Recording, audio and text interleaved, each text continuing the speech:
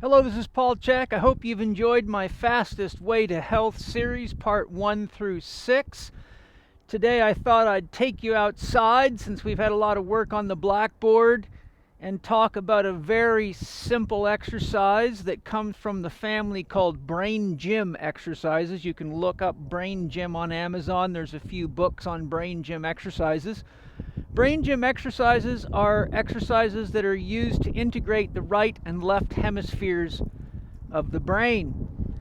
The right side of the brain controls the left side of the body, left side of the brain controls the right side of the body.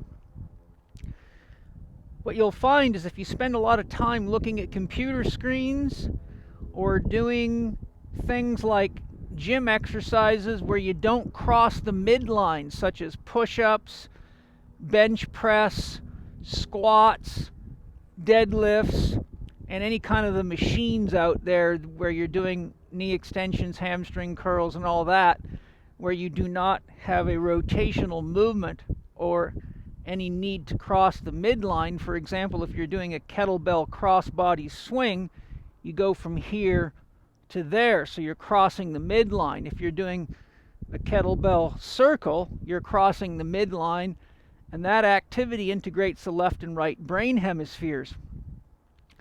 Chek practitioners are trained to do a variety of assessments on infant development and primal pattern movement so we can assess an individual's motor skills.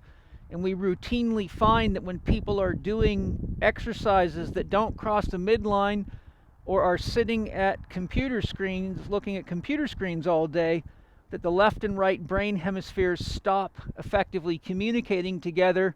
And so it can show up in a lot of ways, from anxiousness to the inability to string thoughts together, to having a sense of forgetfulness about what you're doing, to clouded cognition, or just a sense of kind of being out of yourself, like almost like you would feel if you needed coffee, but it happens even when you don't need coffee. Kind of like a sense of, what was I doing? What am I supposed to be doing? Those are kind of indications of left-right hemisphere disintegration. Now, I like to couple this movement with breathing, and it's a very simple exercise.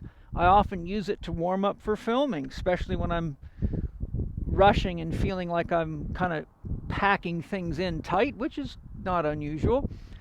So what we're going to do with this simple exercise is we're going to put our arms in the air, and as your arms are going up, you would inhale. So that would be the inhalation cycle. As you exhale, bring your elbow down and touch your knee to get across the midline. Inhale, exhale. As you inhale, make sure your belly's expanding. The first 2/3 of the breath should come from the belly, only the last 1/3 up in the chest area. And generally just do it at the pace you breathe.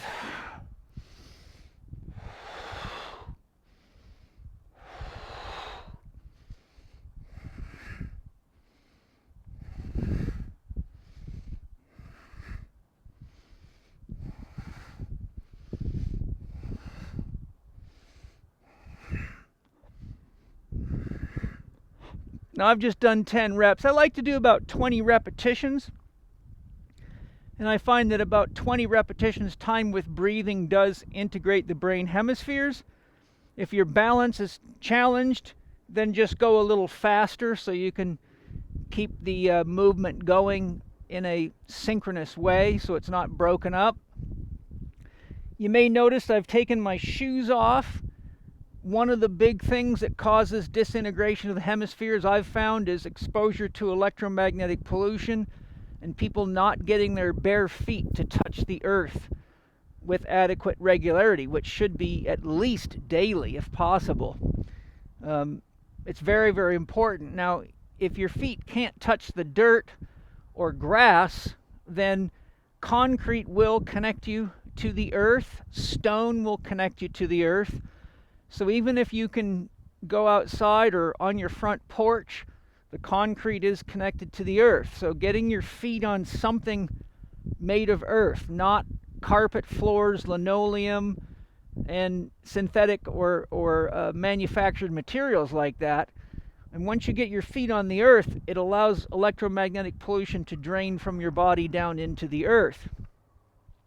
So that's my simple tip for you guys today.